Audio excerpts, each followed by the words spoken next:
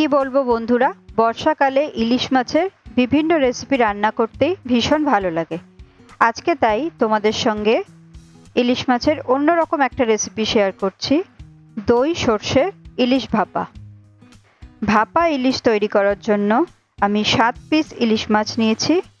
মাছগুলোর মধ্যে 1 টিস্পুন নুন, 1 টিস্পুন হলুদ গুঁড়ো আর কিছুটা সর্ষের তেল দিয়ে ভালো করে মাখিয়ে নিয়ে মিনিট 10 ম্যারিনেশনে রেখে দেবো।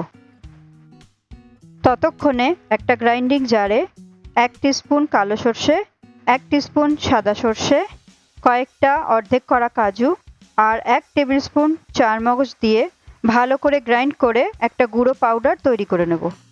এরপর এই গুঁড়ো পাউডারটার মধ্যে কয়েকটা কাঁচা লঙ্কা আর সামান্য একটু জল দিয়ে আবার বেটে নিয়ে একটা ঘন পেস্ট তৈরি করব।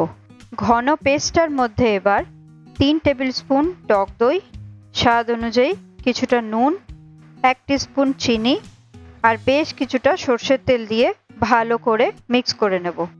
এবার একটা টিফিন কৌটোয় তলায় একটু লেয়ার দিয়ে মাছগুলোকে পাশাপাশি বসিয়ে দেব। আবারও ওপর দিয়ে ভালো করে মশলার লেয়ার দিয়ে দেব। আমি যেহেতু একটু ছোট টিফিন কৌটো ইউজ করছি, তাই একটার ওপর আরেকটা মাছ আমি দিয়ে দিচ্ছি। এইভাবে মশলার লেয়ার তৈরি করা হয়ে গেলে বাকি পেস্টটা মাছের ওপর দিয়ে ছড়িয়ে দেব আর বাটিটা ধুয়ে সামান্য জলও দিয়ে দেব। 4-5টা গোটা কাঁচা লঙ্কা দিয়ে দিচ্ছি আর দিয়ে দিচ্ছি 2 টেবিল স্পুন মতন সর্ষের তেল।